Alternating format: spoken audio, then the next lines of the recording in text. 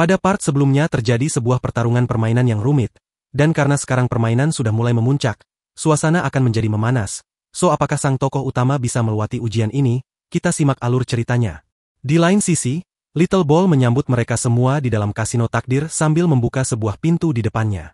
Xie Yu tentu terkejut melihat apa yang ada di depannya.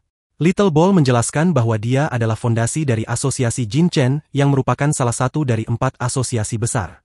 Dia adalah bos level 98 yang merupakan pemimpin dari asosiasi Jin Chen yang bernama Lord Qianhuan. Xie Yu menatap Lord Qianhuan dengan level 98 tersebut. Pria itu merasa kalau tidak akan ada yang bisa mengalahkannya. Little Ball kemudian menjelaskan kalau Lord Qianhuan hanya menyukai judi dan perdagangan juga sesuatu yang berkaitan dengan emas. Pemimpin asosiasi Jin Chen sudah membuat kontrak dengan Lord Qianhuan yang menyatakan kalau dia tidak akan menyakiti player. Di lain sisi, Ghostface juga datang. Dia cukup tak menyangka kalau Xie Yu memiliki keberanian untuk datang. Dia kemudian ingin tahu apakah Xie Yu memang sudah siap bertemu dengan akhir hayatnya. Ghostface terlihat datang bersama Shadow Killer. Little Ball segera menjadi penengah dan meminta kedua sisi untuk diam selama kompetisi. Dia akan segera memperkenalkan peraturannya. Little Ball mulai menjelaskan kalau kasino takdir akan dibagi menjadi 2. Di bagian atas ada roda keberuntungan dan bagian bawah ada tempat bertarung. Setelah memasuki permainan, maka masing sisi akan memilih player secara acak untuk memutar roda keberuntungan. Partisipan dapat menggunakan 100 poin untuk menggerakkan roda untuk mendapat hadiah. Jika partisipan merasa tidak puas dengan apa yang didapatkan, maka mereka bisa memutarnya lagi, tapi dengan biaya 2 kali lipat. Sedangkan jika seorang partisipan mendapat hadiah, maka rekan tim yang lain juga akan mendapatkannya. Mereka bisa menggunakan hadiah tersebut dalam pertarungan. Partisipan dan seluruh rekan timnya harus membunuh kodok di sisi lain dan tim yang pertama kali berhasil membunuh kodok akan menjadi pemenangnya. Pada akhirnya, tim yang kalah akan kehilangan segalanya dan mungkin akan mati dalam pertarungan. Little Ball juga mengatakan kalau permainan itu tidak akan berhenti kecuali satu sisi telah berhasil dihancurkan. Dia bertanya apakah kedua pihak sudah siap dengan permainan jut tersebut. Xie Yu memastikan sekali lagi pada Qin Wu apakah dia yakin untuk ikut bertarung. Gadis itu sama sekali tidak perlu melakukannya karena hal itu sama sekali tidak ada hubungan dengannya. Namun, Qin Wu yakin untuk ikut dan dia akan melakukan yang terbaik untuk sang kakak demi memperbaiki apa yang sudah diperbuat sebelumnya. Saat itulah, Qin Wu mengatakan pada Xie Yu dan Wen Yao kalau dia memiliki ide. Gadis itu menyerahkan sesuatu pada Xie Yu. Sedangkan di lain sisi, Shadow Killer mengingatkan Ghostface untuk jangan lengah. Ghostface dengan penuh percaya diri memintanya untuk tidak khawatir karena dia yakin kalau Xie Yu dan lainnya tidak akan bisa menang darinya. Little Ball yang melihat kedua sisi telah siap akan memulai permainan. Melalui alat komunikasi, Xie Yu memastikan kalau Wen Yao dan Qin Wu bisa mendengarnya. Dia juga mengatakan bergantung pada 2 wanita itu untuk bertarung. Wen Yao tahu kalau Xie Yu memiliki keberuntungan yang cukup baik, tapi kalau sesuatu yang buruk terjadi, maka itu semua adalah salah Xie Yu. Little Ball memperhatikan kedua sisi sudah siap. Xie Yu berada di lantai atas dan Wen Yao juga Qin Wu berada di lantai bawah. Little Ball kemudian mengatakan bahwa untuk ronde pertama yaitu roda keberuntungan akan diputar saat itu juga. Roda keberuntungan itu mengandung persediaan tanpa batas dengan setiap item yang tidak memiliki deskripsi. Namun, warna putih menunjukkan nilai yang paling tinggi, warna merah menunjukkan nilai medium high, diikuti oleh hijau dan biru. Xie Yu yang sedang melawan Shadow Killer mendadak kesal saat dia menyadari kalau lawannya itu mengganti spot dengan kekuatan yang sama saja dengan bertindak curang. Little Ball yang memperhatikan melihat kalau tidak ada banyak pergerakan di ronde pertama. Sementara ini hasil dari kedua sisi adalah tim merah yang mendapat perlengkapan tingkat merah yang bisa menambah 50% kekuatan bertarung. Sedangkan, tim biru sangat disayangkan mendapatkan permata hijau keras. Item itu tidak bisa digunakan dalam pertarungan, tapi bisa ditukarkan dengan 10 poin setelah game berakhir. Saat itu, Xie Yu mengakui kalau keberuntungannya sedang buruk saat itu, tapi kekuatan yang Shadow Killer gunakan sebelumnya adalah ilegal. Little Ball kemudian menjelaskan bahwa di tempat itu semua terjadi atas persetujuan Lord Qianhuan. Gadis itu meminta Xie Yu untuk tidak bersedih karena pria itu bisa memutar lagi rodanya selama dia mau menukarnya dengan poin sebanyak 2 kali lipat. Di mana hal itu juga tidak akan memberi dampak pada player lain. Xie Yu mencoba memikirkan bahwa dengan memutar lagi dia mungkin bisa mengubah hasil, tapi itu berarti poin mereka akan lebih cepat habis. Pada akhirnya pria itu menolak untuk memutar ulang. Little Ball kemudian beralih pada bagian pertarungan. Dia meminta kedua tim untuk mengambil perlengkapan saat itu. Wen Yao tentu saja kesal melihat perlengkapan yang dia anggap sebagai item terburuk di ronde pertama itu. Di lain sisi, Ghostface senang dengan kinerja Shadow Killer karena dia berhasil mendapatkan senjata terbaik berupa pedang di ronde pertama. Ghostface kemudian meyakinkan akan membuat dua gadis itu merasa putus asa. Dia segera mengaktifkan skill yang membuat Wen Yao dan Qin Wu terkejut. Ghostface ternyata memiliki skill untuk membuat klon dengan setengah dari kekuatannya. Dia yakin dua gadis itu tidak memiliki kesempatan untuk menang selama senjata miliknya itu juga bisa ikut digandakan. Di lain sisi, Xie Yu yang mengamati pertarungan itu merasa bahwa mereka tidak punya keuntungan apapun. Ghostface kembali mengatakan bahwa membunuh mereka di luar akan menyebabkan poin yang didapatkan player berkurang banyak. Tapi di tempat itu mereka bisa menguras poin hingga 100% selama berhasil memenangkan pertarungan. Saat itulah, Wen Yao mengingatkan Qin Wu untuk mencoba trik yang sudah mereka diskusikan sebelumnya dan gadis itu segera mengiyakan. Wen Yao mulai dengan menggunakan skill Hurricane Clouds dan Qin Wu dengan skill Blossom Split. Mereka menggabungkan kedua skill tersebut untuk menyerang Ghostface yang juga maju dengan pedangnya. Ghostface melihat skill yang terlalu mudah ditebak itu dan mematahkan serangannya dengan mudah. Dia juga dengan segera melukai kodok milik kedua gadis itu yang sekaligus menjadi serangan berhasil pertamanya. Tim merah berhasil mendapat First Blood. Ghostface tentu senang karena dia merasa kalau hasil akhir dari pertarungan itu sudah ditentukan dan dia akan menikmati perjuangan dua gadis itu. Xie Yu yang melihat semuanya sudah menduga bahwa Shadow Killer bisa mengendalikan berhentinya roda yang itu berarti dia bisa memilih hadiahnya. Sedangkan Ghostface bisa melipat gandakan kekuatan perlengkapan apa saja yang dia terima. Bahkan kalau posisi keduanya ditukar, kemampuan Ghostface untuk melakukan klon juga bisa memberikan keuntungan besar di roda keberuntungan. Xie Yu merasa bingung karena tidak ada cara untuk menargetkan mereka karena memiliki banyak keuntungan di kasino. Tapi dia jelas tidak mau diremehkan. Little Ball mengumumkan bahwa ronde pertama sudah berakhir dengan tim biru kehilangan satu darah sedangkan tim merah tetap sama. Melihat itu begitu banyak orang sudah menduga hasil yang akan ditunjukkan oleh seorang pemula. Bagi mereka, 11 Yu terlalu berani untuk menantang Blood Moon dengan keberuntungan seperti itu. Sedangkan, game akan berlanjut dan kedua tim akan mulai memutar roda keberuntungan. Xie Yu yakin kalau selama dia melihat sudutnya dengan jelas, maka dia akan mendapat hasil yang baik. Little Ball ikut penasaran dengan hasil dari ronde kedua. Rupanya Shadow Killer mendapatkan perlengkapan tingkat merah dan 11 Yu mendapatkan lagi perlengkapan tingkat hijau permata hijau keras yang sungguh memalukan. Saat itu, Little Ball bertanya apakah kedua tim ingin mencoba bertaruh lagi. 11 Yu akhirnya memutuskan untuk mencoba lagi. Beberapa orang yang menonton juga merasa mustahil untuk menang dalam permainan itu, kalau tidak bertarung dengan perlengkapan yang lebih tinggi. Sedangkan dengan keberuntungan Xie Yu, rasanya itu akan menjadi mustahil bahkan setelah beberapa kali mencoba. Bagi pria lain itu justru akan lebih menyenangkan karena dia ingin melihat Xie Yu kalah seutuhnya. Dalam pertandingan, tim merah yang mendapatkan perlengkapan tingkat merah sudah memutuskan untuk tidak mengikuti. Little Ball jadi penasaran apakah dengan demikian tim biru akhirnya bisa memenangkan satu ronde. 11 Yu kembali memutar roda keberuntungan dan sayang sekali karena kali ini dia mendapatkan warna hijau lagi. Namun kali ini itu bukan permata keras melainkan sebuah permata penyembuh yang memiliki kegunaan untuk menyembuhkan. Xie Yu akhirnya memutuskan untuk kembali bertaruh. Little Ball yang mengetahui kalau tim biru ingin melanjutkan bertaruh kini bertanya, apakah pada akhirnya keberuntungan mereka akan lebih baik pada ronde ketiga itu dengan mendapatkan paling tidak equipment tingkat kuning. Sedangkan Xie Yu terkejut ketika dia kembali mendapatkan equipment tingkat hijau. Bagi Little Ball keberuntungan tim biru memang sangat buruk. Ia kemudian bertanya apakah pria itu ingin bertaruh lagi karena keberuntungannya mungkin akan ada di ronde selanjutnya. Namun, Xie Yu dengan cepat menolak dan dia akan berhenti untuk ronde itu. Di lain sisi, semua orang yang menonton merasa perlu bertaruh pada tim merah untuk memenangkan beberapa taruhan karena tim biru sama sekali tidak punya kesempatan untuk menang. Saat itulah, Xie Yu kemudian bicara pada Wen Yao dan Qin Wu mengenai perbedaan kekuatan yang sangat besar antara tim mereka dengan tim lawan. Dia meminta keduanya untuk tidak terlalu berusaha dan membiarkan mereka memenangkan beberapa poin. Kedua gadis itu tentu mengerti. Sedangkan di lain sisi, Ghostface menyadari kalau tim lawan sudah merencanakan sesuatu. Walau tentu dia tidak peduli karena apapun usahanya tetap tidak akan berguna. Ghostface kemudian membuat lagi klon dirinya dan dengan mudah menyerang kodok sekali lagi untuk mendapatkan poin kedua mereka. Tim 11 Yu kalah baik dari sisi keberuntungan dan kekuatan.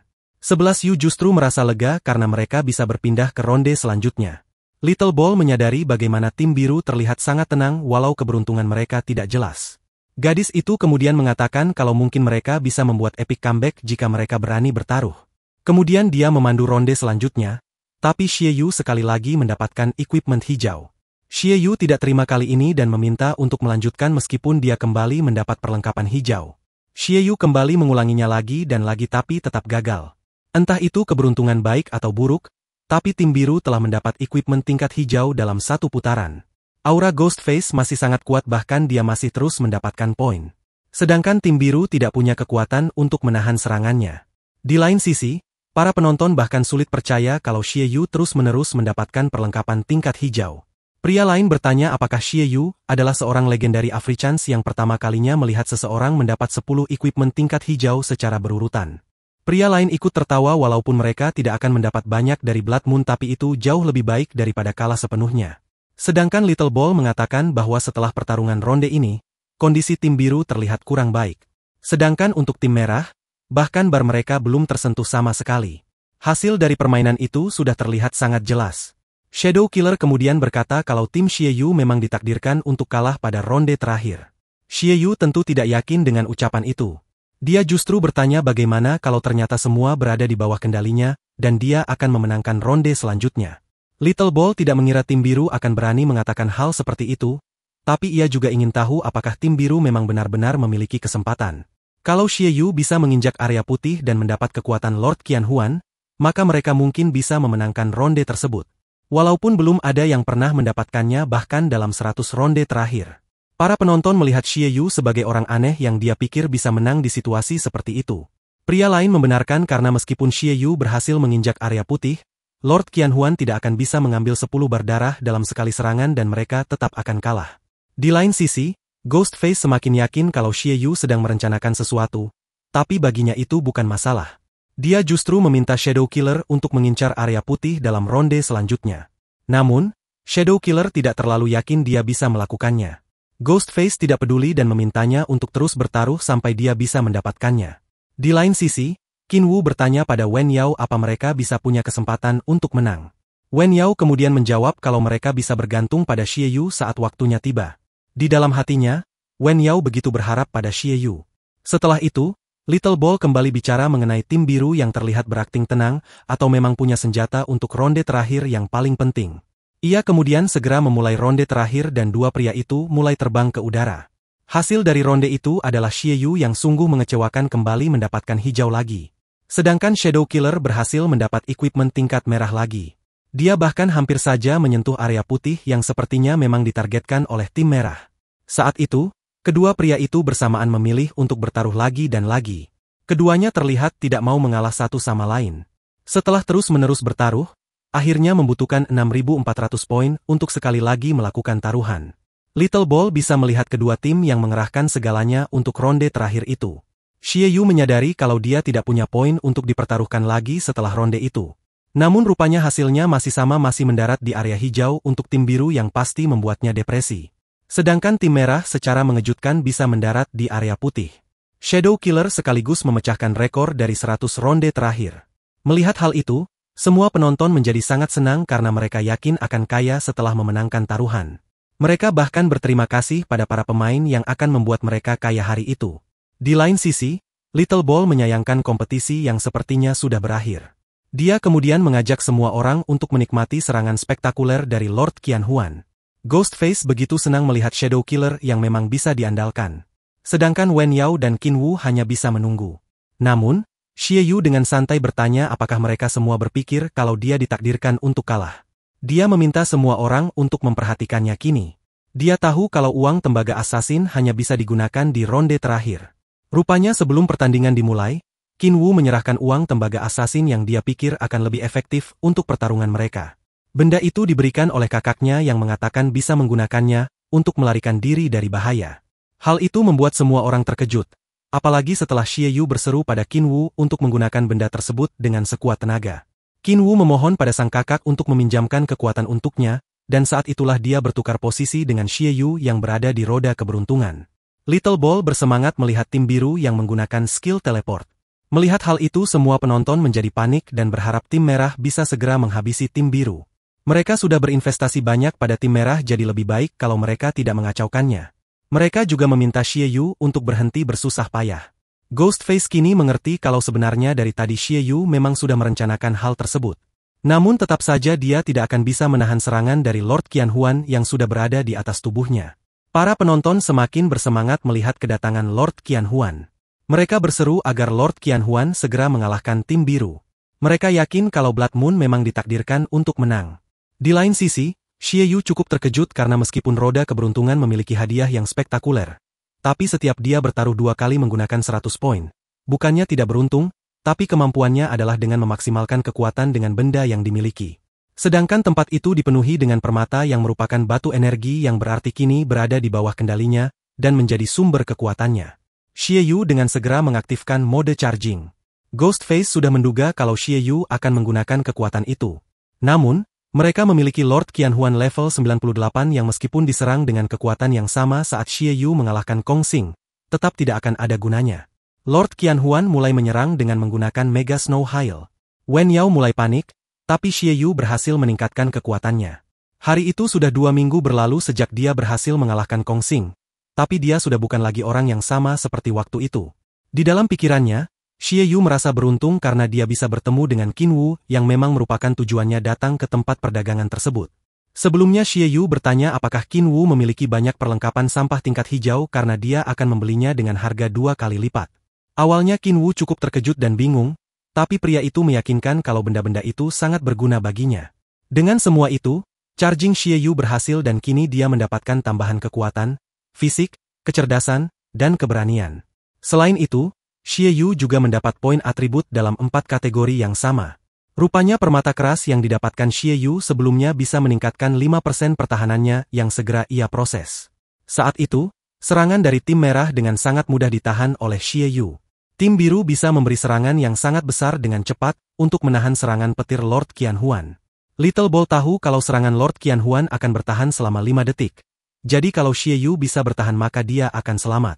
Saat itu, semua penonton menjadi terkejut dan bahkan mengira kalau Xie Yu sedang melakukan kecurangan. Mereka tidak mengira ada senjata seperti itu. Sedangkan di lain sisi, Xie Yu yang berusaha keras menahan serangan bisa merasakan kekuatan level 98 yang begitu besar.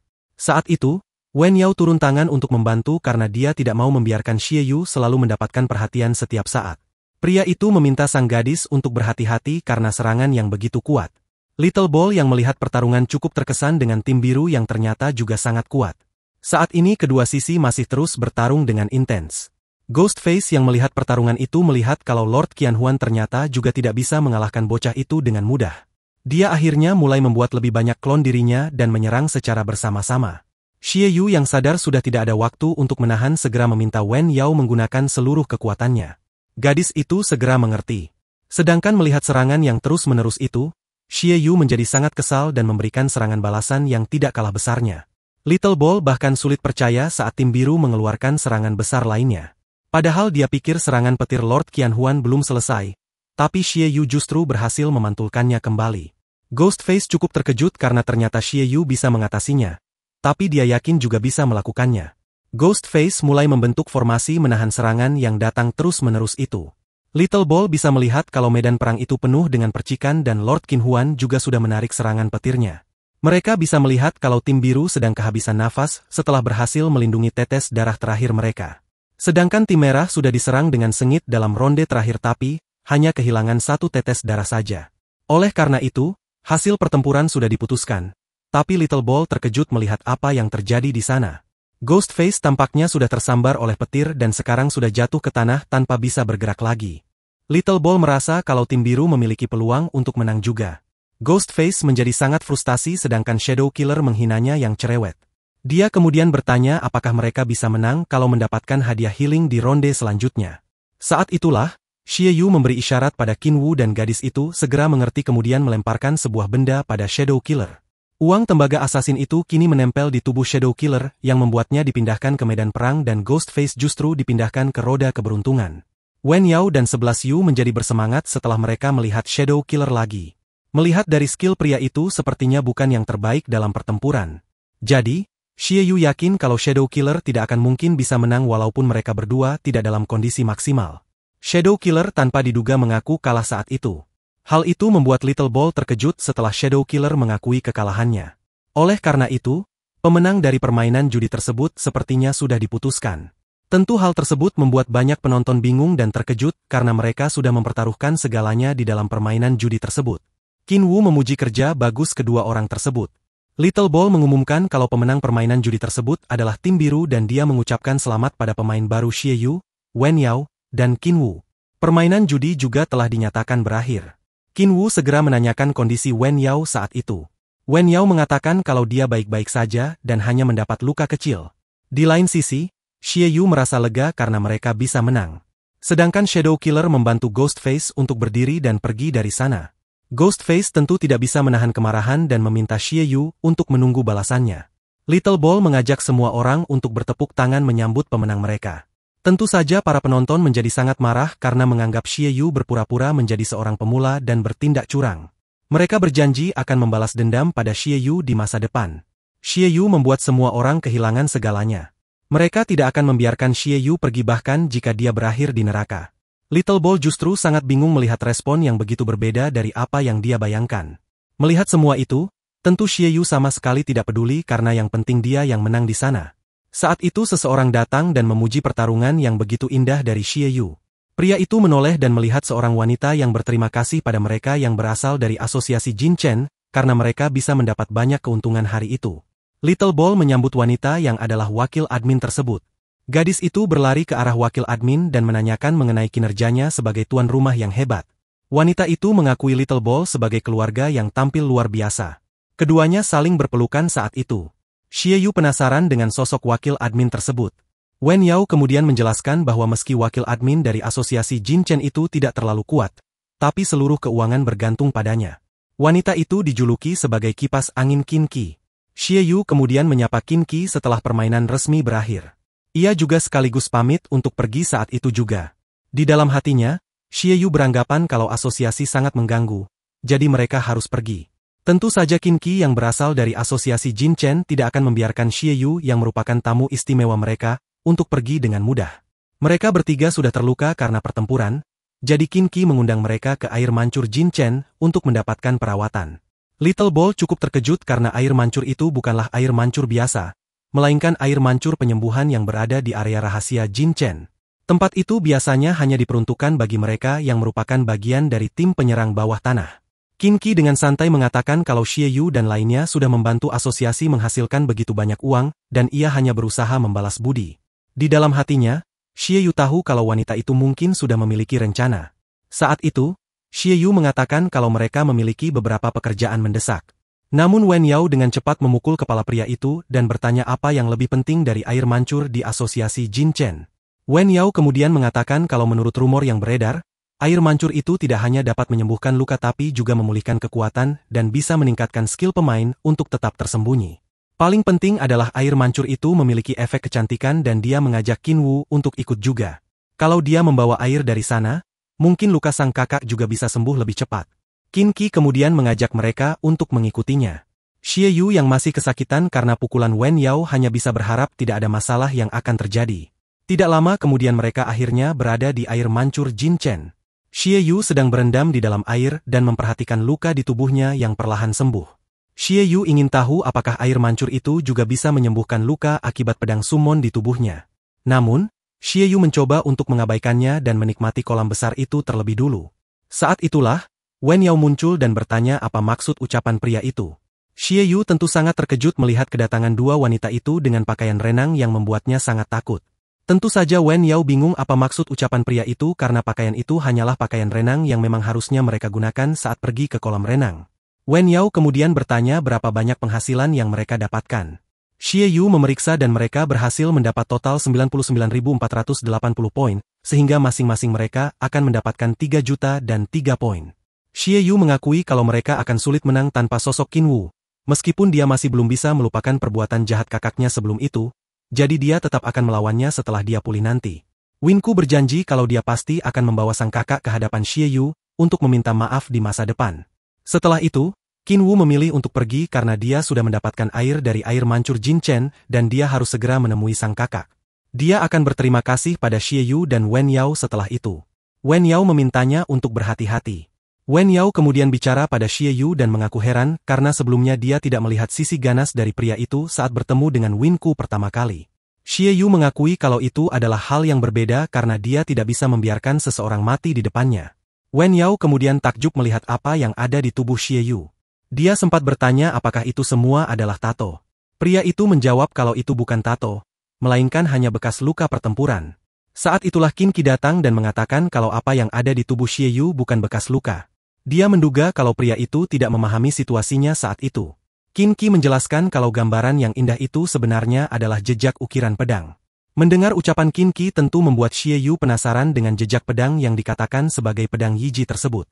Qin Qi menjelaskan kalau pedang Yiji adalah senjata langka di dalam game yang bahkan kekuatannya bisa melawan sistem penyeimbang game. Dia kemudian mengisahkan bahwa 2 tahun lalu ada seorang player yang juga menggunakan pedang Yiji, yang membuat kekuatannya sebanding dengan 4 asosiasi besar. Senjata di tangan dan tanda di tubuh Xie Yu tidak jauh berbeda dengan player tersebut. Wen Yao mengerti kini dan tidak heran kenapa Xie Yu bisa begitu kuat. Qin Qi kemudian menyentuh perut Xie Yu dan mengatakan bahwa meskipun pedang Yiji sangat kuat, tapi itu hanya bersifat sementara. Xie Yu tentu penasaran dengan maksudnya dan Qin Qi memintanya untuk membuka sistemnya dan mencari tahu sendiri jawabannya. Xie Yu dengan cepat memeriksa sistemnya dan menyadari bahwa ada yang aneh dengan HP yang dimiliki. Qin Qi kemudian menjelaskan kalau sebuah kekuatan yang besar pasti memiliki harga yang mahal untuk dibayar. Kondisi Xie Yu sama dengan kondisi player saat itu. HP miliknya secara bertahap akan menjadi hitam dan bila itu sudah menjadi hitam sepenuhnya, maka hidupnya juga akan berakhir. Wen Yao tentu tidak menyangka kalau semua akan menjadi seperti itu. Dia khawatir tidak ada cara untuk menyelamatkan Xie Yu. Qin Qi mengatakan bahwa bukannya tidak ada, melainkan ada sebuah cara. Cara itu adalah dengan menggunakan skala Godly Healing Dragon yang jatuh di penjara bawah tanah naga merah memiliki kemampuan untuk menyingkirkan kelainan semacam itu. Hanya saja masalahnya tanah naga merah telah didominasi oleh asosiasi Blood Moon. Penjara bawah tanah tingkat S juga memiliki ribuan monster dengan kekuatan yang tak tertandingi. Kekuatan Xie Yu hanya akan membuatnya bertahan untuk waktu yang singkat. Jadi bisa disimpulkan bahwa tidak mungkin mendapatkan skala Godly Healing Dragon. Qin Qi kemudian meminta Xie Yu untuk tidak putus asa karena dia bisa mempertimbangkan lagi untuk bergabung dengan asosiasi Jin Chen. Dengan kekuatan dan sumber keuangan mereka, maka bernegosiasi dengan asosiasi Blood Moon dan berdagang Godly Healing Dragon akan begitu mudah bagi mereka. Saat itulah, Xie Yu menyadari bahwa sejak awal wanita itu mengundangnya ke air mancur Jin Chen untuk penyembuhan adalah merupakan bagian dari rencana Qin Qi.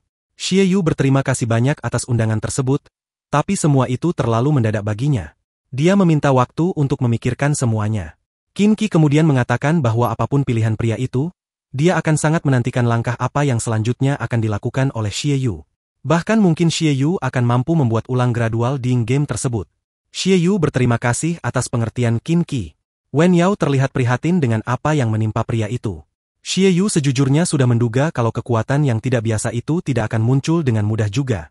Kalau memang benar hidupnya tidak akan bertahan lebih lama, maka sebelum itu berakhir dia harus bisa mengumpulkan 100 juta poin. Setelah semua itu berakhir, Xie Yu akhirnya bisa tertidur pulas di kamarnya. Saat itulah, ada seseorang yang datang dan dengan sengaja membangunkannya sambil menyodorkan makanan di hidungnya. Xie Yu perlahan bangun dan bertanya siapa itu yang sudah membangunkannya. Xie Yu merasa terganggu di pagi hari itu dan bertanya apakah dia tidak akan membiarkannya tidur sebentar lagi. Little Ball kemudian mengatakan kalau itu sudah bukan pagi hari dan Xie Yu sudah tidur sepanjang hari. Melihat sosok itu, Xie Yu begitu terkejut dan bertanya kenapa gadis itu bisa berada di tempat tidurnya. Little Ball kemudian bertanya apakah Xie Yu lupa dengan apa yang terjadi semalam. Tentu Xie Yu semakin terkejut dengan respon Little Ball itu. Little Ball kemudian mengatakan kalau semalam Xie Yu tertidur di dalam kolam karena pengaruh penyembuhan dari air mancur Jin Chen. Pada akhirnya, Qin Qi memintanya untuk menggendong Xie Yu ke dalam kamar tidur. Dia merasa kalau Xie Yu harus berterima kasih padanya karena telah membantu menggendongnya. Xie Yu kini mengerti walau sebelumnya dia juga merasa ketakutan. Little Ball kemudian mengaku kalau dia datang untuk memberi kabar baik yang membuat Xie Yu penasaran. Little Ball kemudian mengatakan kalau dia mendapatkan beberapa informasi bahwa mantan anggota asosiasi Jin Chen yang disebut sebagai orang aneh bully, baru-baru ini muncul di pasar gelap distrik timur.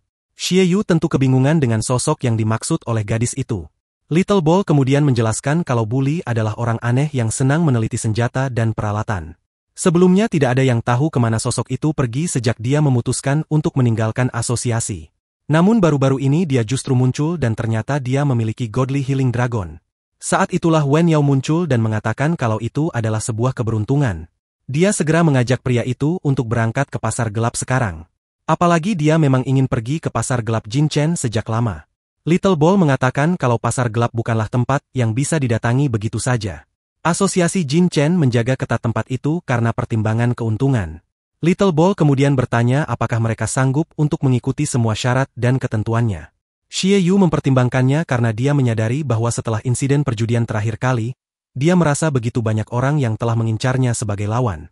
Ditambah lagi asosiasi Blood Moon jelas tidak akan menyerah begitu saja. Xie Yu mengatakan kalau Wen Yao tidak perlu terlibat dalam hal-hal berbahaya seperti itu. Dia akan menghadapi semuanya sendiri. Namun, entah kenapa Wen Yao mengingat ucapan yang sama dahulu kala. Saat itulah dia dengan segera memukul kepala Xie Yu dengan sangat keras. Wen Yao marah besar karena Xie Yu mengatakan hal-hal bodoh seperti itu. Xie Yu bahkan sudah berulang kali akan mati kalau saja dia tidak berada di sisinya. Walaupun Wen Yao menyadari setiap kali pergi bersama Xie Yu selalu membuatnya terlibat dalam bahaya.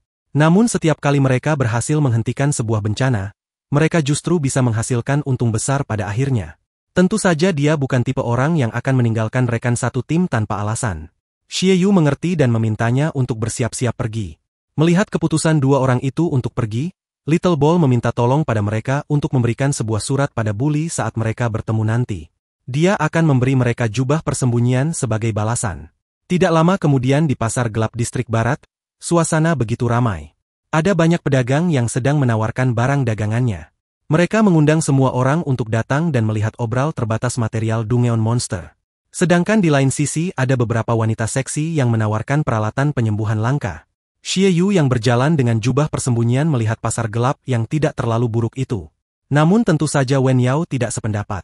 Dia menyuruh Xie Yu untuk fokus menemukan pria bernama Bully dan agar jangan menimbulkan masalah lain. Xie Yu memintanya untuk jangan khawatir karena kali ini dia akan berhati-hati. Xie Yu memperhatikan foto Bully yang sangat buram dan mencarinya di dalam pasar gelap itu rasanya bagai mencari jarum di tumpukan jerami. Wen Yao menyalahkannya yang tidak bertanya dengan jelas sebelum mereka berangkat. Kini mereka telah mencari selama 2 jam. Tak lama kemudian, seorang anak kecil menyapa mereka yang terlihat sangat menyedihkan. Dia bertanya apakah mereka memiliki masalah yang sulit. Xie Yu membenarkan, tapi dia penasaran bagaimana bisa bocah sekecil itu membantu mereka. Bocah kecil itu tidak mengira kalau dua orang itu tidak mengenalinya dan mereka dengan berani datang ke pasar gelap. Bocah itu kemudian mengaku kalau dia adalah orang yang tahu segalanya. Selama dia mendapatkan bayaran yang cukup, maka tidak ada masalah yang tidak dapat diselesaikannya di dalam pasar gelap itu. Wen Yao merasa itu bukan solusi, tapi tidak ada salahnya untuk bertanya pada bocah kecil itu. Xie Yu akhirnya menunjukkan foto di tangannya dan bertanya apakah bocah itu mengenalinya. Bocah kecil itu memperhatikan foto tersebut dan mengatakan kalau itu adalah Bully yang datang sekitar seminggu yang lalu. Bocah kecil itu kemudian meminta 100 poin untuk membawa mereka menemui Bully. Wen Yao kemudian menawar 50 poin atau mereka akan mencari sendiri. Wen Yao kemudian bertanya apakah bocah itu memang sudah memastikan bahwa Bully berada di pasar gelap. Namun, bocah itu protes karena potongan terlalu banyak dan dia tidak ingin ada negosiasi lagi di angka 80 poin. Wen Yao menantang bocah kecil itu untuk terus bicara atau dia hanya akan memberinya 40 poin saja. Saat itulah bocah kecil itu mengumpat kesal dan menyudahi tawar-menawarnya. Bocah itu akhirnya mengantarkan Xie Yu dan Wen Yao hingga ke suatu tempat di mana Bully berada di dalam. Wen Yao memperhatikan tempat yang terlalu berantakan tersebut. Bocah tersebut kemudian mengatakan bahwa setelah Bully membeli tempat itu dengan harga tinggi, tempat itu justru menjadi seperti itu. Xie Yu memastikan bahwa itu bukanlah sebuah jebakan untuk menipunya. Bocah itu tentu sangat kesal atas ucapan pria itu karena dia terkenal dengan kejujurannya. Saat itulah, seseorang membuka pintu dari dalam. Seseorang keluar dan mereka segera mengetahui kalau dia adalah si aneh Bully. Bully terlihat enggan dengan kedatangan anak itu. Dia sudah mengatakan kalau dia tidak butuh navigator. Jika bocah itu terus mengganggunya, maka dia akan menjadi orang berikutnya yang akan dilemparnya. Wen Yao sedikit bingung apakah Bully memang membicarakan mengenai bocah tersebut. Namun menyadari kalau bocah itu sedang bersembunyi membuat Wen Yao menyebutnya sebagai bocah pengecut. Bocah itu ketakutan dan bertanya apakah Wen Yao tidak melihat betapa menyeramkannya orang aneh tersebut. Saat itulah, Xie Yu mengejar Bully dan bertanya apakah dia bisa meluangkan waktu sebentar. Namun, Bully mengaku sangat sibuk dan tidak ingin diganggu. Xie Yu tidak terlalu terkejut melihat Bully yang cukup sulit didekati. Xie Yu segera meminta Bully untuk berhenti karena dia berada di sana atas keinginan Little Ball yang meminta bantuannya untuk mencarinya. Bully rupanya justru menjadi kesal karena Xie Yu menyebutkan nama Little Ball yang adalah seorang wanita yang licik. Dia bertanya apa yang sebenarnya diinginkan oleh Little Ball, hingga harus mengirim Xie Yu ke sana. Pria itu menjadi bingung atas sikap Bully karena dia berpikir kalau mereka berdua adalah teman. Bully justru kesal karena menduga Little Ball ingin merusak rencananya lagi dan bersiap memukul Xie Yu. Xie Yu segera menyadari kalau ada kesalahpahaman di sana. Xie Yu kemudian mengatakan kalau dia di sana untuk mendapatkan Godly Healing Dragon. Bully kemudian menghentikan serangannya dan berpikir mengenai Godly Healing Dragon tersebut. Xie Yu segera membenarkan dan dia segera bertanya berapa banyak poin yang Bully inginkan. Pria itu meminta Bully untuk menyebutkan harga penawarannya. Namun, rupanya Bully justru pergi begitu saja setelah mengatakan kalau dia tidak tertarik dengan poin. Xie Yu terkejut, tapi tiba-tiba Bully mengatakan kalau dia akan memikirkan kembali dan bahkan memberi segalanya kalau Xie Yu berhasil menggunakan alatnya untuk menang. Xie Yu memperhatikan alat yang dimaksud dan dia melihat beberapa buah motor. Bully kemudian menjelaskan bahwa besok malam akan ada balapan bernama Maximum Speed, dan kalau Xie Yu menang maka motor itu akan menjadi miliknya. Xie Yu tentu cukup bersemangat meskipun dia tidak tahu apa yang Bully pikirkan sebenarnya. Dia akhirnya sepakat dengan penawaran Bully. Apalagi dia merasa adalah seorang master di antara yang terbaik dalam game balap motor. Namun, keinginan Xie Yu untuk mengajaknya bersalaman justru ditolak Bully mentah-mentah. Dia justru memintanya pergi kalau memang tidak ada hal lain yang perlu dikatakannya. Bully dengan mudah menggunakan kekuatannya hingga Xie Yu jatuh terpental, hingga menabrak dinding dengan kekuatan yang cukup besar. Wen Yao kemudian memastikan kondisi Xie Yu. Sedangkan bocah kecil itu tahu kalau Bully pasti akan mengusirnya dalam waktu 5 menit. Kini bocah kecil itu meminta bayarannya. Namun, Xie Yu memintanya menunggu karena dia masih punya sesuatu untuk ditanyakan padanya. Bocah itu tentu senang karena merasa bisa diandalkan kini. Xie Yu kemudian bertanya mengenai lomba balapan yang akan diadakan besok malam itu. Bocah itu menjelaskan bahwa itu bukan sesuatu yang bisa diikuti karena Xie Yu harus memiliki motornya sendiri. Bocah itu kemudian menjelaskan bahwa di pasar gelap setidaknya dibutuhkan biaya 8.000 poin. Belum lagi biaya pendaftaran, deposit, dan biaya lainnya. Bocah itu bertanya apakah Xie Yu memiliki poin sebanyak itu. Pria itu dengan santai mengatakan kalau 8.000 poin baginya tidak terlalu banyak. Tentu saja bocah itu menjadi sangat bersemangat karena 8.000 poin baginya adalah jumlah yang besar. Dia segera meminta untuk bergabung ke dalam tim balapan Xie Yu yang dianggapnya sebagai orang kaya tersebut. Pria itu masih sedikit bingung dengan keinginan bocah tersebut. Bocah itu menjelaskan bahwa balapan Maximum Speed tidak semudah balapan Baisa. Pembalap harus memiliki pemandu yang merencanakan rute dan membuat taktik di belakang layar. Mereka menyebutnya dengan istilah navigator. Bagi bocah itu, Xie Yu beruntung karena dia adalah navigator kelas 1. Dia mengaku akan senang hati menjadi navigator Xie Yu apalagi karena mereka bertemu dengan takdir seperti itu. Namun, Wen Yao dengan cepat menarik kerah pakaian Xie Yu dan mengajaknya pergi. Baginya bocah itu jelas hanya menginginkan poinnya saja. Saat itulah bocah itu dengan cepat meraih kaki Xie Yu. Dia mengaku tidak tertarik pada poin. Kalau memang Xie Yu tidak mempercayainya maka dia akan melakukannya secara gratis. Di lain sisi, Xie Yu meminta agar kakinya dilepaskan. Di dalam hatinya, dia bisa merasakan kalau bocah itu tidak memiliki niat buruk. Lagi pula itu memang waktu yang tepat. Oleh karena itu, Xie Yu segera mengiyakan penawaran bocah tersebut. Dia mengaku percaya padanya dan memintanya untuk siap bertanding. Bocah itu menjadi sangat bersemangat. Dia kemudian memperkenalkan diri sebagai Fei.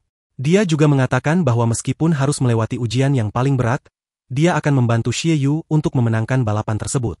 Namun, Xie Yu masih meminta agar Fei melepaskan kakinya. Setelah menjelaskan semuanya pada Xie Yu dan Shen Yao, sekarang mereka mengerti jika ingin mendapatkan Godly Healing Dragon Scales, maka mereka harus menang melawan Men Bully. Xie Yu berpikir kalian pria itu memberikan permintaan yang aneh. Tapi dia tidak punya cara lain selain mencobanya. Pertama-tama, Fei memperingatkan mereka kalau Men Bully itu sangat kuat. Di kompetisi Maximum Speed, Gu Kui adalah nomor 1, tidak ada yang bisa mengalahkan dia selama beberapa tahun. Tetapi rumor mengatakan jika Men Bully ikut persaingan kali ini, untuk mengalahkan rekor Gu Kui. Xie Yu nampak keheranan saat Fei menyebut nama Gu Kui. Lalu Fei menjelaskan kalau orang itu adalah tokoh legendaris yang bisa menentang keempat asosiasi sendiri. Xie Yu langsung menduga kalau itu adalah pria yang memiliki Iji, yaitu sosok yang disebutkan Qin Qi sebelumnya. Karena Gu Kui sangat kuat, Men Bully pasti memerlukan banyak persiapan untuk melampauinya. Shen Yao mengatakan, sepertinya akan sulit bagi mereka karena mereka tidak memiliki pengalaman apapun dalam balapan ini. Bahkan jika mereka kalah mereka hanya akan kehilangan poin yang dihabiskan untuk membeli motor balap. Ini sama saja dengan berjudi, begitu pikir Xie Yu. Dengan penuh semangat, Fei mengatakan, mereka tidak perlu membicarakan tentang kekalahan selagi memiliki navigator yang sangat hebat seperti dirinya. Pertama, Fei mengantar mereka berdua untuk membeli motor balap lebih dulu. Dia menuntun kedua tamunya itu untuk melihat ke area penjualan motor-motor balap dengan merek terkenal. Anehnya semua kendaraan di tempat itu berwujud hologram. Fei menjelaskan semua motor balap di tempat itu dijual secara otomatis. Jadi mereka hanya perlu membayar poin. Setelah itu mereka bisa mendapatkan mobil itu di inventori pribadi mereka. Xie Yu langsung tertarik pada sebuah motor berwarna merah yang memiliki tampilan besar dan menantang. Tapi Fei mengatakan, Xie Yu tidak bisa memutuskan motor balap dari penampilannya saja. Dia harus menganalisis atributnya secara otomatis sehingga kinerja motor bisa memeriksa kompatibilitas di antara mereka. Fei ingin membantu Xie Yu saat mendadak ada suara melengking seorang wanita memanggil namanya. Wanita rambut merah itu tersenyum meremehkan ke arah Fei. Dia mengatakan telah mencari Fei untuk waktu yang cukup lama. Dia bertanya apa yang dilakukan pemuda itu di toko tempat jual beli motor balap. Orang-orang di sekitar tempat itu langsung ketakutan melihat kemunculan si wanita rambut merah. Mereka memilih pergi agar tidak membuat masalah dengan kelompok Red Scale. Gadis rambut merah bernama Hong Yan itu mengatakan pada Fei kalau kejuaraan Maximum Speed akan segera dimulai, jadi kenapa bocah itu terus keluyuran? Dia menyuruh Fei untuk segera kembali dan mencuci atau merawat motor mereka semua. Fei meminta maaf pada wanita itu karena kali ini dia juga akan berpartisipasi dalam kejuaraan Maximum Speed. Jadi dia tidak punya waktu untuk membantu Hong Yesn dengan pekerjaan atau dukungan logistik. Seketika Hong Yan kesal. Dia tidak yakin seorang bocah bodoh seperti Fei akan berpartisipasi dalam kompetisi itu. Tanpa rasa kasihan gadis itu langsung menarik kerah baju Fei sambil mengatakan seseorang yang tidak memiliki pengalaman seperti Fei, sekaligus sosok yang masih seperti bocah akan mengikuti kompetisi itu. Hong Yan jadi penasaran orang bodoh mana yang ingin bekerja dengannya. Shen Yao langsung berbisik pada Xie Yu. Kalau pemuda itulah orang bodoh yang sedang dibicarakan Hong Yan. Dengan lantang Fei menjawab, Hong Yan berjanji padanya di awal bahwa dia akan menjadi navigator kelompoknya setelah bergabung dengan tim logistik selama sebulan. Tetapi bocah itu telah melakukan pekerjaan sambilan selama setengah bulan. Sekarang semua orang mendengar pernyataan dari mulut Fei. Membuat Hong Yan semakin kesal dan melemparkan tubuh bocah itu ke tembok terdekat. Sambil mengingatkan bocah itu agar tidak menggigit tangan yang telah memberinya makan. Jika bukan karena kelompoknya, Fei tidak mungkin bisa bertahan di pasar gelap itu. Bahkan dengan tega wanita rambut merah ini menginjak kepala Fei. Sikap bullying dari wanita rambut merah itu membuat Xie Yu merasakan sensasi familiar yang melukai hatinya.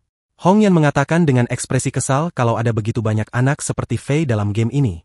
Jika gadis itu membunuhnya, masih akan ada banyak dari anak-anak itu yang datang untuk memohon padanya diberi kesempatan untuk bekerja. Xie Yu memegangi kaki gadis itu sambil mengatakan agar gadis itu tidak meletakkan kakinya sembarangan terutama untuk menginjak orang lain. Dengan berani Xie Yu melempar mundur Hong Yan. Hal ini jelas membuat Hong Yan dan rekan-rekannya kesal. Mereka bertanya siapa sosok yang berani mendorong ketua mereka.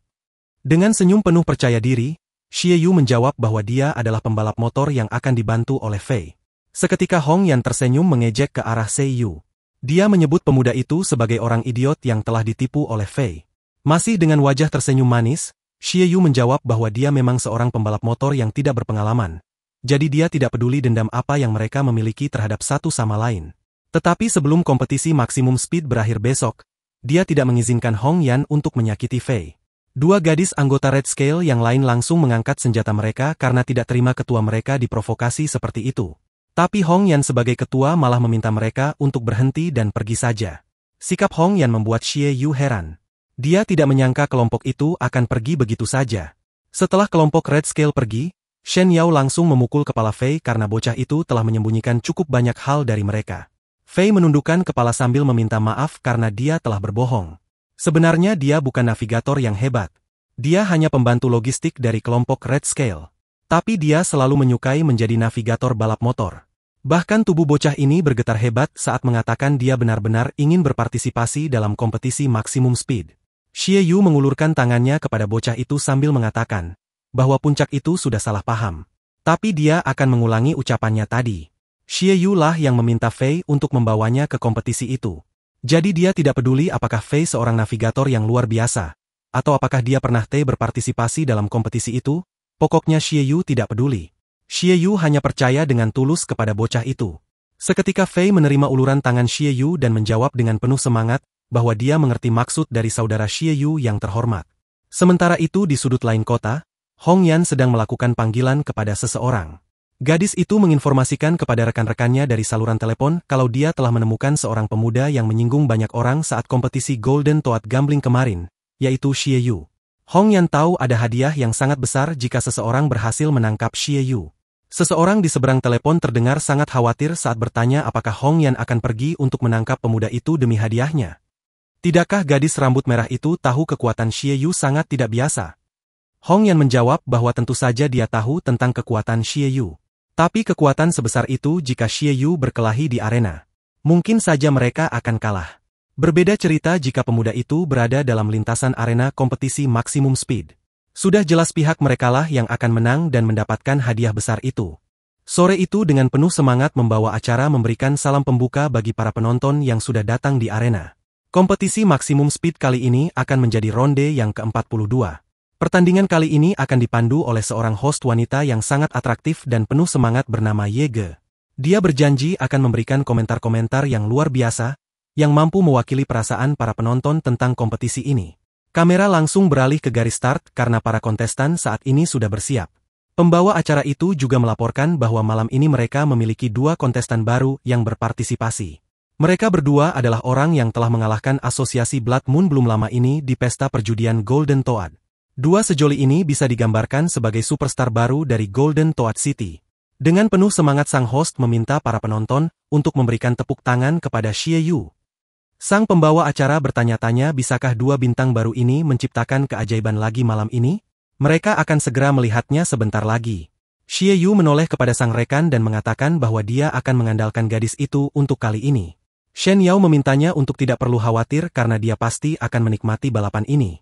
Dan selama dia bisa menang untuk Xie Yu, maka pemuda itu harus mengembalikan poin yang digunakan untuk membeli motor balap itu.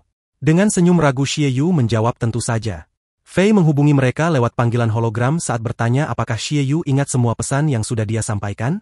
Xie Yu menjawab tentu saja dia masih ingat. Tapi dia penasaran kenapa bocah itu memiliki lingkaran hitam di bawah mata yang sangat jelas begitu. Dengan senyum penuh semangat Fei menjawab kalau dia baik-baik saja. Dia hanya bergadang sepanjang malam untuk menghafal setiap rute dengan seksama. Fei meminta saudara barunya itu untuk percaya padanya karena dia yakin sekali mereka tidak akan kalah di kompetisi ini. Xie Yu hanya menjawab bocah itu tidak pernah kalah karena dia memang belum pernah berpartisipasi sebelumnya. 2 peserta balapan yang lain Xie Yu dan Shen Yao dengan senyum senang. Kedua pria bertubuh besar itu membicarakan tentang hadiah besar yang pasti akan menjadi milik mereka setelah berhasil mendapatkan Xie Yu. Hong Yan yang berbaris di sisi 2 tiap besar itu mengingatkannya untuk tidak terburu-buru. Karena sebuah perburuan menjadi semakin menarik jika mereka menikmatinya secara perlahan-lahan. Host juga memberitahukan selain kedua kontestan baru itu mereka tidak boleh melupakan bagian penting dari malam ini. Pemegang tempat ketiga pada grafik kecepatan maksimum, dan diakui sebagai kontestan dengan potensi tertinggi untuk melampaui yang sebelumnya, dialah pria besar yang sedang naik daun sekarang ini, yaitu si pria Man Bully. Si pembawa acara dan juga para penonton tentunya penasaran bisakah pria besar itu memecahkan rekor kali ini? Melihat kehadiran pria besar itu membuat Xie Yu bertekad di dalam hati untuk bisa mengalahkannya. Sebelum pertandingan itu dimulai, harus memberitahukan aturannya sekali lagi. Selama perlombaan, pemain hanya dapat menggunakan motor balap dan peralatan yang terdaftar sebelumnya. Keterampilan teleportasi dan memotong lintasan balap dilarang dalam pertandingan. Jika bahaya muncul selama pertandingan kontestan dapat menggunakan perangkat pelarian darurat di pergelangan tangan mereka untuk pergi dengan paksa. Jadi harus diingat untuk tidak mempertaruhkan hidup mereka. Sekarang tidak ada waktu untuk kalah. Dengan penuh semangat terus itu mengumumkan bahwa pertandingan dimulai sekarang. Seketika semua motor balap langsung meninggalkan lintasan dan garis start. Mereka semua sama-sama memaju kendaraannya secepat kilat seakan tidak ada hari esok. Lalu mereka masuk ke dalam portal yang akan membuka rute balapan kali ini secara acak. Awalnya Xie Yu terlihat ragu saat memasuki portal itu, tapi Fei menghubunginya dan mengatakan kalau lintas yang di depan sangat lurus jadi dia hanya perlu memacu kendaraannya hingga cukup cepat agar memberi jarak di antara kendaraan Xie Yu dan peserta yang lain. Sebelum Xie Yu mengambil tindakan, mendadak 2 pria besar di belakangnya mulai menyerang.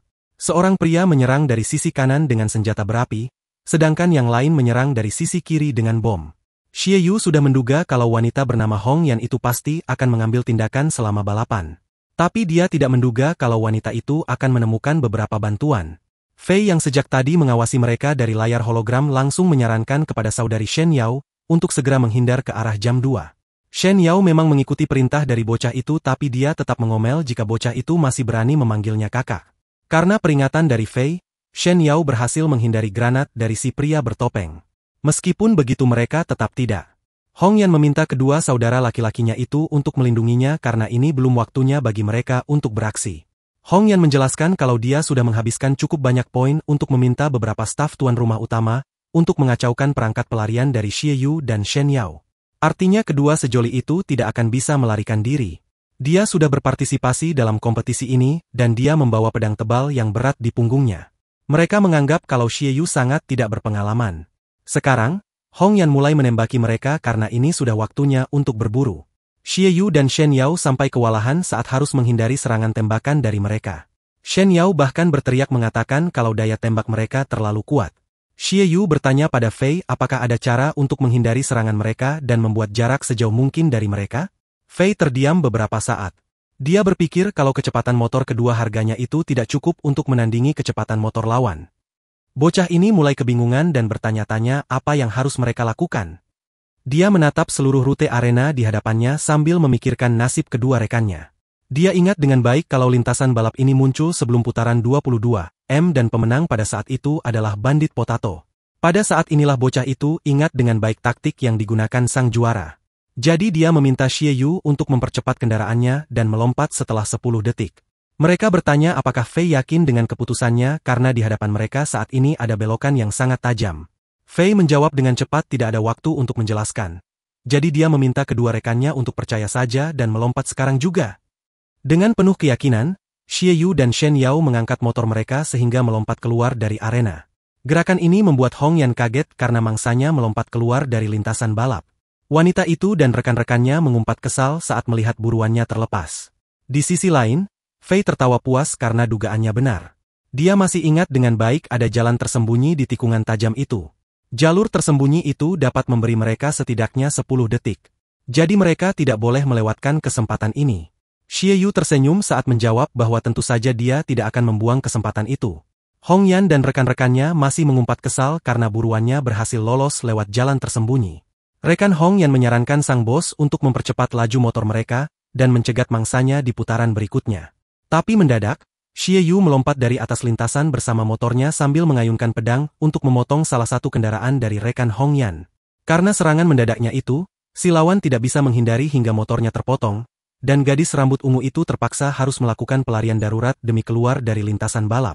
Tapi detik-detik terakhir, Shen Yao berhasil menarik senjata gadis itu sambil mengatakan lebih baik senjata itu ditinggalkan untuk dimainkan olehnya. Menyadari kedua musuhnya semakin mendekat, Hong Yan berusaha menembaki mereka sambil terus memacu motornya di lintasan balap. Wanita itu mengumpat kesal menyadari kedua lawannya sangat licik. Kedua jeli itu menerima pujian dari Hong Yan sambil mengucapkan terima kasih. Sambil melihat jalannya pertandingan lewat layar hologram, sang pembawa acara mengutarakan bahwa pertandingan ini sangat menghibur. Karena di arena sedang terjadi perkelahian yang sangat sengit antara kubu Xie Yu dan kelompok Red Scale. Kedua belah pihak seolah tidak mencari kecepatan tetapi mencoba untuk saling mengalahkan satu sama lain. Tapi di sisi lain sang pria misterius Man Bully tanpa diduga masih tertinggal di tempat terakhir. Pertandingan kali ini benar-benar mengejutkan. Di dalam kepalanya, Man Bully berpikir kalau Gu Kui tidak hanya memenangkan tempat pertama saat itu tetapi dia juga menyingkirkan semua kontestan lain selama pertandingan. Kalau dia bisa melakukannya, maka Man Bully berpikir dirinya pun juga bisa melakukannya. Pria bertopeng misterius itu langsung menembakkan beberapa misil sekaligus untuk menyerang seluruh peserta lain yang ada di hadapannya. Ledakan beruntun langsung terjadi di sepanjang arena balapan. Beberapa pemain tidak berhasil menyelamatkan diri hingga mereka menjadi korban. Kini, Man Bully maju menyusul Xie Yu dengan kecepatan yang cukup tinggi. Xie Yu sampai mengumpat kesal karena tiba-tiba pria bertopeng itu melakukan manuver yang sangat mengerikan. Sedangkan di depannya masih ada Hong Yan dan anggota timnya yang terus menyerangnya. Hong Yan tersenyum sambil menembaki mereka saat bertanya dia penasaran seberapa lama mereka berdua masih bisa bertahan. Xie Yu semakin kesal sekaligus bingung karena dia diserang dari dua belah pihak. Seperti dugaannya, Man Bully melepaskan serangan rudal juga ke arah mereka. Hanya Hong Yan dan rekan-rekannya yang tertawa puas sambil menyumpahi agar kedua juli itu segera mati. Sambil terus memacu motornya secepat mungkin, Xie Yu bertanya-tanya apa yang harus dia lakukan. Dia akan segera tertangkap dalam kecepatan ini. Fei juga memperingatkan jika pemuda itu terus memacu motornya lebih cepat lagi maka motor itu tidak akan tahan dan segera mengalami kerusakan yang lebih parah. Xie Yu mengabaikan peringatan bocah itu dan mengatakan pada Shen Yao, kalau di belokan berikutnya mereka harus melakukan gerakan itu dan mengambil resiko. Mereka berdua pun terus memacu motornya sampai kecepatan maksimal dan mengabaikan serangan tembakan dari Hong Yan. Gadis rambut merah itu menduga, mereka berdua ingin menambah kecepatan dan menyusulnya. Padahal tindakan itu justru akan memudahkannya untuk menembaki mereka berdua. Tapi Xie Yu berhasil menghalau tembakan dari wanita rambut merah itu menggunakan bantuan pedangnya.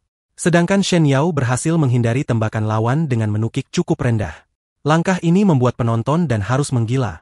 Mereka tidak menyangka dua sejoli itu akan melaju sangat cepat di tikungan yang sangat curam. Bahkan kemampuan mengendarai motor dari Shen Yao diakui sebagai kemampuan berkendara yang cukup bagus. Xie Yu dan Shen Yao benar-benar berhasil mengendalikan kendaraan mereka dengan sangat baik selama di tikungan. Hong Yan tersenyum licik saat mengatakan tidak masalah jika mereka berhasil menyusulnya, karena bagaimanapun juga mereka berdua adalah targetnya yang hidup. Hong Yan kembali mengarahkan senjatanya pada Xie Yu yang kini melaju di depannya. Tapi Xie Yu mengatakan kalau target yang lain belum diputuskan. Tepat pada saat inilah, Hong Yan dan seorang rekannya baru menyadari ada sebuah misil yang meluncur tempat ke arah mereka. Terjadi ledakan yang sangat besar dari tempat Hong Yan dan rekannya berada.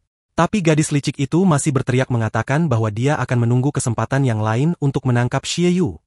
Sambil melaju meninggalkan ledakan besar di belakangnya, Xie Yu tersenyum kecil mengucapkan terima kasih pada roket besar milik si kuat Men Bully. Terlepas dari bahaya satu, mereka berdua harus menghadapi bahaya yang lain di hadapannya. Dua pria besar suruhan Hong Yan masih belum kalah. Mereka justru tersenyum senang saat menyadari Hong Yan akhirnya sudah disingkirkan sehingga seluruh hadiah itu bisa menjadi milik mereka saja. Maka mereka pun mulai menantang Xie Yu dan Shen Yao. Shen Yao sampai mengomel kesal karena para pembuat masalah itu tidak ada habis-habisnya. Xie Yu meminta rekan wanitanya itu untuk menggunakan cara yang sama untuk menghadapi kedua pria besar di hadapan mereka. Shen Yao yang paham langsung memacu kendaraannya secepat mungkin. Saat mereka berdua sampai di dekat para pria itu, Xie Yu langsung menarik pedangnya untuk menghalau serangan lawan. Sedangkan pihak lain melemparkan ke arah mereka. Xie Yu dan Shen Yao menghindar ke samping arena. Karena tepat saat itu, si Men Bully menerjang dengan kecepatan tinggi menggunakan motornya yang besar. Motor pria misterius itu bisa mengeluarkan percikan api, hingga membuat dua motor peserta yang lain langsung rusak saat bertabrakan dengan motornya. Alhasil dua pria besar rekan dari Hong Yan harus memutuskan untuk menggunakan pelarian darurat karena mereka jelas tidak mungkin selamat dari tabrakan itu. Sang host semakin bersemangat saat melihat jalannya pertandingan balap yang semakin panas. Dia melaporkan bahwa kekuatan dari Men Bully sangat luar biasa, hingga seluruh anggota dari Red Scale berhasil disingkirkan. Fei juga memuji Xie Yu karena pemuda itu berhasil menghindari seluruh serangan. Selanjutnya mereka hanya harus mengikuti rencananya untuk pergi ke rute B. Xie Yu sangat paham akan instruksi Fei dan akan langsung beralih ke rute B. Tapi yang tidak mereka ketahui, Men Bully telah menyiapkan jebakan untuk mereka di lintasan balap. Saat motor mereka dipacu dengan kecepatan yang sangat tinggi, tentu saja mereka tidak bisa menghindari jebakan itu, sehingga memicu ledakan yang sangat besar. Xie Yu dan Shen Yao berhasil terlempar keluar arena karena ledakan itu. Tapi untungnya mereka masih berpegang teguh pada motor besar masing-masing. Host terlihat ikut khawatir saat menyadari Xie Yu dan Shen Yao bahkan juga tidak bisa menghindari jebakan dari Men Bully. Padahal mereka sudah melaju cukup lancar selama jalannya pertandingan. Lalu kedua sejoli itu pun jatuh ke dalam lautan. Hong Yan yang berhasil selamat dari kecelakaan itu, berjalan mendekati Fei yang sedang duduk di luar arena mantau rekan-rekannya. Gadis kejam itu mengatakan pada Fei, bahwa pada akhirnya bocah kerdil itu kalah. Meskipun motornya telah hancur karena Fei, tapi setelah mereka meninggalkan arena nanti, dia tidak akan membiarkan Fei pergi dengan mudah. Tanpa diduga, Fei tersenyum dan menjawab siapa yang bilang bahwa mereka sudah kalah? Belum kompetisi dimulai, Fei sudah menunjukkan peta seluruh area kompetisi dan mengatakan kepada mereka berdua akan ada banyak jalan tersembunyi dalam kompetisi maksimum speed. Beberapa memang jalan yang sulit tetapi yang lain dapat mempersingkat jarak. Mencari tahu jalan tersembunyi yang menguntungkan juga merupakan kunci untuk menang. Dalam perlombaan, Fei akan menggunakan perumpamaan A, B, C, dan D untuk mewakili jalur tersembunyi di 4 arah, yaitu atas, bawah, kiri, dan kanan untuk memberitahu mereka berdua. Sehingga mereka pasti menemukan rute yang akan menuntun menuju kemenangan. Jadi dengan penuh semangat bocah itu bisa mengadakan bahwa saat ini kompetisi yang sesungguhnya baru saja dimulai. Rupanya dari dasar sungai, motor Xie Yu dan Shen Yao masih dapat melaju menyusuri jalanan tersebut di dasar sungai. Sang pembawa acara perasaan sampai kaget menyadari ada banyak pergerakan di bawah air. Dia tidak menduga Xie Yu dan Shen Yao masih bisa mengendarai motornya untuk melaju di dasar air, yang menandakan kalau mereka belum tersingkir dari perlombaan ini. Kedua sejoli itu melompat keluar dari dalam air dan masuk kembali dalam jalur perlombaan. Tetapi Men Bully sedang membersihkan seluruh pemain lain yang menghalangi jalannya.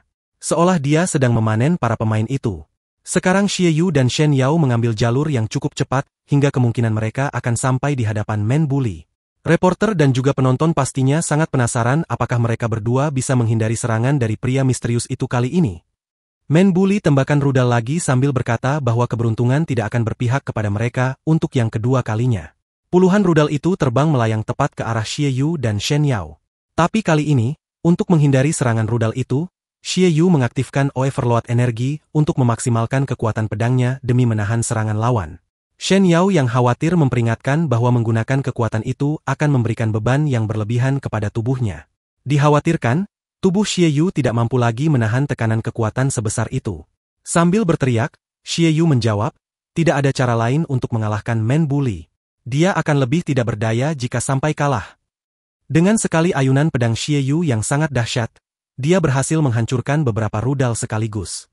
Xie Yu menggunakan gerakan ledakan yang telah muncul sebelumnya di Golden Toad Gambling Party. Dan dengan gerakan itu, dia berhasil menghindari hujan rudal dari Men Bully. Pada saat inilah Men Bully melihat secara langsung kalau Xie Yu memanglah pemilik pedang Yiji. Jadi dia langsung menembakkan beberapa rudal khusus. Awalnya dia tidak ingin menggunakan teknik ini pada pemain biasa, tapi karena pemuda itu adalah pemilik pedang Yiji, maka dia menarik kembali ucapannya. Men Bully mengangkat tangan kanannya, kemudian menghisap energi di sekitarnya, sehingga seluruh rudal yang dia tembakkan langsung mengeluarkan cahaya kuat yang mampu menekan apapun di area yang berdampak oleh sinar dari rudal itu. Host menjelaskan bahwa inilah keterampilan khusus milik Men Bully, yaitu Heavenly Pressured Area. Teknik yang dapat memblokir dan bahkan menghancurkan keterampilan tingkat tinggi sekalipun. Dia yakin sekali kalau Xie Yu dan Shen Yao tidak mungkin bisa menghindar dari serangan yang sangat mematikan ini. Benar saja, kedua sejoli itu memang tidak bisa menghindari serangan dahsyat itu. Sehingga mengakibatkan tubuh mereka terasa sedang ditahan oleh gunung yang sangat besar. Kini, Xie Yu dan Shen Yao sudah terjebak dalam teknik itu sehingga mereka tidak dapat bergerak. Meskipun kinerja mereka sudah cukup baik, tapi di depan kekuatan luar biasa dari Men Bully, sepertinya tidak ada yang bisa mereka lakukan. Apalagi sekarang pria misterius itu sudah hampir mencapai garis finish. Sepertinya ada peluang yang bagus bagi dia untuk memecahkan rekor. Fei pun juga mengatakan kalau seperti dugaannya mereka mungkin tidak akan bisa berhasil menang dari Men Bully. Xie Yu protes saat bocah itu mengutarakan komentar yang sangat mengecilkan hati. Dia sampai penasaran kemana perginya kepercayaan diri Fei sebelumnya. Tapi bocah itu tetap mengatakan, benar-benar tidak ada cara lain sekarang. Bahkan jika mereka bisa melepaskan diri dari tekanan kekuatan itu, akan sangat sulit untuk mereka bangkit kembali. Shen Yao langsung meminta bocah itu untuk diam saja dan memperhatikan dengan seksama. Karena Xie Yu adalah orang yang tidak masuk akal. Selama dia belum jatuh mereka pasti masih punya kesempatan. Benar seperti ucapan Shen Yao, Xie Yu masih memiliki cara untuk terlepas dari tekanan musuh. Dia mengaktifkan mode penyerapan batu kristal yang mampu memaksimalkan kinerja pedangnya. Host sangat senang karena pemuda itu masih belum menyerah. Pedangnya yang besar telah melalui transformasi yang menakjubkan, lalu perlahan menjadi tombak yang menakjubkan. Shen Yao menyadari hanya ada sedikit kesempatan, sehingga dia harus memfokuskan semua kekuatan di tangannya. Para penonton mulai penasaran apa rencana mereka dalam situasi yang sangat mendesak seperti sekarang ini. Ternyata, Xie Yu melemparkan tombaknya pada Shen Yao sambil mempercayakan kesempatan yang singkat ini kepada gadis itu. Di waktu yang tepat, Shen Yao menangkap tombak itu sambil menahan tekanan kekuatan dari tombak yang besar. Host mengungkapkan kalau ini adalah pemandangan yang sangat mencengangkan. Kerjasama tim di antara mereka belum pernah terlihat di kompetisi ini. Shen Yao terlihat sangat menakjubkan karena bisa menangkap tombak itu. Apalagi saat dia mendadak mampu melaju melalui banyak pelapisan demi lapisan The Heavenly Pressured Area. Shen Yao sendiri bahkan merasa kalau kecepatannya saat ini sangat sulit dipercaya. Hanya dalam sekejap mata gadis itu berhasil menyusul kecepatan Men Bully. Khawatir disusul oleh musuh, Men Bully menembakkan beberapa rudal lagi ke arah Shen Yao. Dengan sikap gadis itu menangkis setiap serangan yang datang padanya. Meskipun begitu dia merasa tangannya sangat kesakitan seolah-olah terbakar oleh api. Dia baru menyadari betapa beratnya Xie Yu menahan rasa sakit dari dampak senjata semacam itu. Karena itulah dia sadar untuk tidak bisa kehilangan kesempatan ini. Kini rudal dari pria misterius Men Buli sama sekali sudah tidak berefek pada Shen Yao. Men Buli sekarang mengerti kalau lawannya menggunakan kekuatan yang sangat dahsyat untuk mempercepat laju kendaraannya sekaligus untuk menyerangnya. Menurutnya itu pilihan yang sangat bagus. Di dalam hatinya pria misterius ini mengakui kalau Xie Yu adalah lawan yang sangat menarik.